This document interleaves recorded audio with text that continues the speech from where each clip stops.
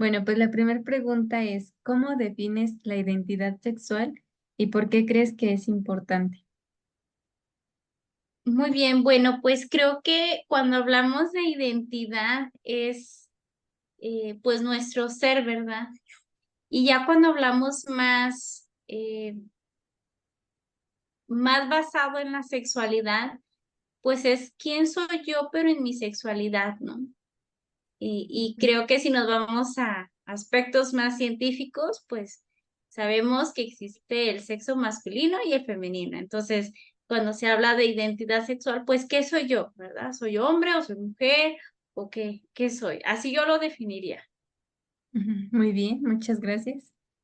Y nuestra siguiente pregunta es, ¿en México se acepta la identidad sexual en los adolescentes?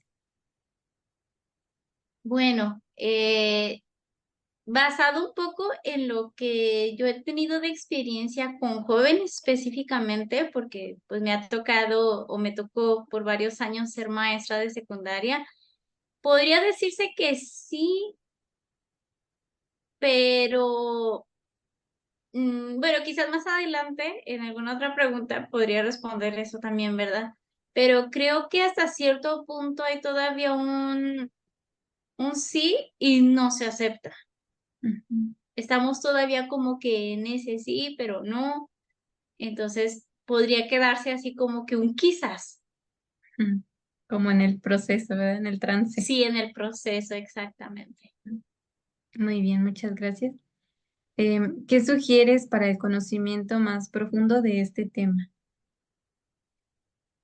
Ah, quizás podría ser que se diera una formación más profunda, porque quizás lo que se da de información y de formación o de educación en las escuelas es como muy superficial, muy solamente lo que los libros nos dicen, y creo que no vamos más allá de esa formación. No vamos más quizás en la parte psicológica. Entonces, creo que en todos los aspectos van acompañados también, tanto de la parte psicológica, de la parte emocional, o sea, todo va conectado. Entonces, necesitamos eh, adentrarnos más en esa parte psicológica para poder tener más información. Ujú, muy bien. ¿Tú cómo crees que se debe acompañar a los hijos en el proceso de esta identidad, verdad? Que están también ellos descubriéndose.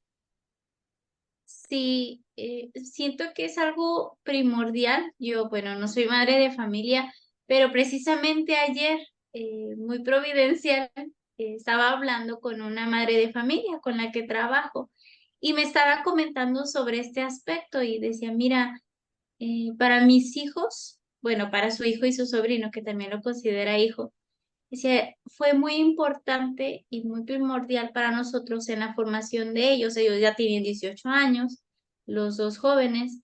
Dice, pero yo desde muy pequeños los senté cuando ya estaban entrando en una etapa de adolescentes, donde yo ya podía hablarles de estos temas más abiertamente.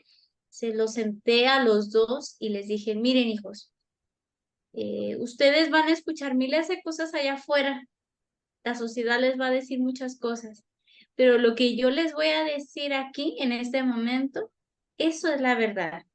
Y lo que ustedes vayan a escuchar allá afuera por moda, por lo que sea, no lo escuchen porque no va a ser la realidad. Entonces creo que es indispensable en cada familia como principales responsables de los hijos, pues los papás que se sienten, ¿verdad? Muchas veces quizás como adultos nos va a dar vergüenza hablar de esos temas, especialmente con los hijos, pero si tú como padre o madre de familia no lo hablas con tus hijos, pues ¿quién más lo va a hacer? Y quizás les van a dar una información, como decía ella, ¿verdad? Les van a dar una información que no va a ser cierta y que pues les van a dar miles de informaciones, pero realmente lo que necesitan no lo van a obtener. Entonces, sí es importante que principalmente se tome ese valor Ujú, y se armen de fuerzas los padres de familia para hablar con sus hijos o los tutores, ¿verdad? Porque muchas veces pues son los abuelos o son tíos encargados de esos niños o de esos jóvenes que pues necesitan hablar de esas cosas con los que están a su cargo. Ujú. Sí, muchas gracias. Em, ¿Qué notas en la sociedad de hoy en cuanto a estos procesos que se viven en los adolescentes?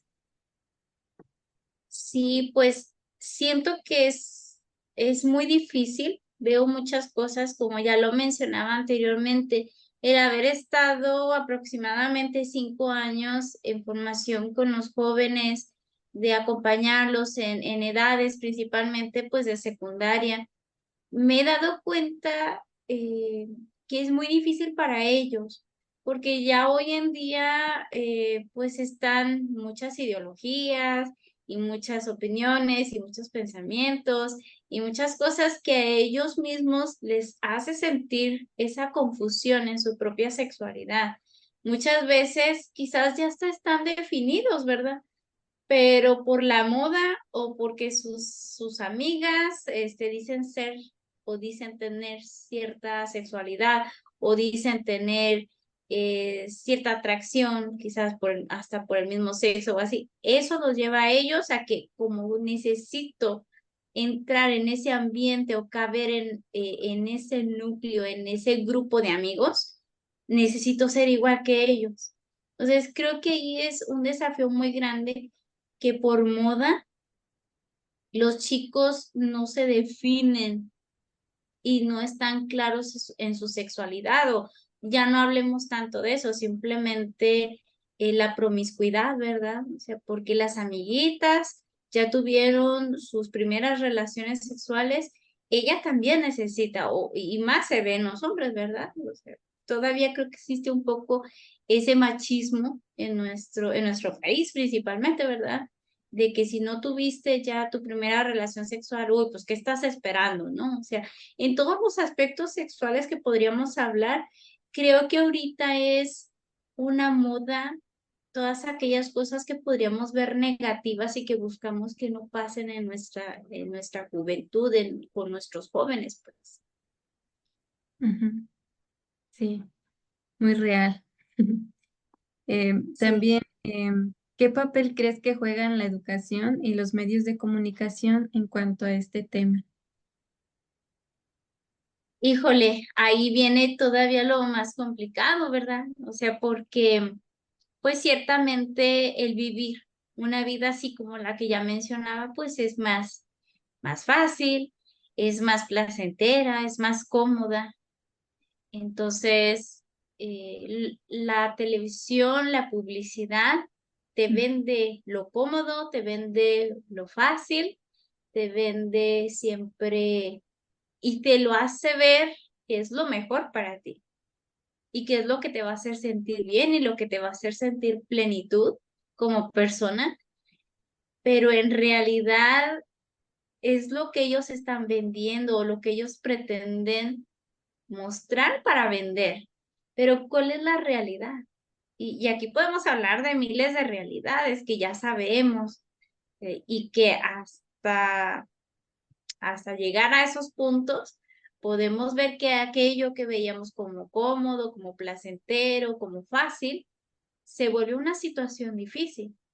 Quizás por hablar ya muy a profundidad, una chica que tenga 14, 15 años o más pequeña, como está sucediendo actualmente, que quede embarazada, ya no va a ser tan fácil tener ese hijo y criarlo. ¿Por qué? Porque ella es menor de edad y necesita que alguien la cuide y necesita que alguien la siga acompañando y la siga educando y ahora a ella o a ellos, si es que el chico, que sea el padre, decide, pues hasta cierto punto hacerse responsable, pues sí, en ese aspecto se vuelve difícil, se vuelve muy difícil. Por hablar de un ejemplo no tan grave, porque pues sabemos que hay miles de cosas muy graves. ujú. Sí, sí, es cierto.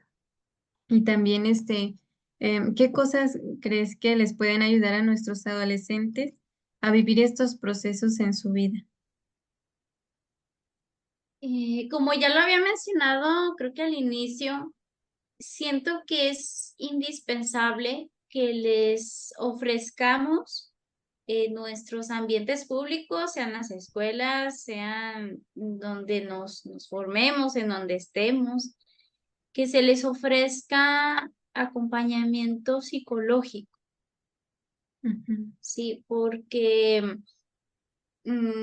se necesita que el joven entienda el por qué le están pasando ciertas cosas y que en su crecer, en su cambiar de quizás de la niñez a la adolescencia, es un proceso difícil, pero que también necesitan verlo como que no te pasa nada, o sea, todos lo pasamos y está bien, es parte del crecer, es parte del vivir, pero también verlo como, sabes, necesitas crecer y necesitas ir acompañado, acompañada para saber cómo reaccionar ante ciertas cosas y ante ciertos desafíos y ante ciertas tentaciones que el mundo te va a ofrecer. ujú, Entonces, es necesario que tanto a los niños como a los jóvenes les expliquemos las cosas, el por qué. Yo sé que a muchos de nosotros, nuestras generaciones, nuestros padres nos decían, vas a hacer esto, ¿por qué? Pues porque sí, ¿no? Pero ya hoy en día no podemos así decirle a los jóvenes, ¿sabes qué? Vas a hacer esto porque sí. Tienes que explicarles por qué necesitan hacerlo y por qué no lo pueden hacer. Y sí, decirles claramente, desde edades muy tempranas, tú les tienes que explicar el por qué sí y el por qué no, pero tienes que decirles la verdad. Y muchas veces, ya a estas alturas, ya lo que ven en los medios de comunicación, ya lo que ven en las redes sociales, ya lo que ven son cosas muy graves y son cosas muy explícitas, por decirlo así. Ya no ujú, podemos andarles disfrazando las cosas a los niños porque ellos muchas veces saben más que nosotros. Entonces necesitamos decirles las cosas claras y qué consecuencias pueden tener si pasa o si hacen aquello que no deben de hacer, lo que podría pasar. ujú, Yo sé que muchas van a decir, no, pero es que a mí no me va a pasar eso. Bueno, y sí, sí.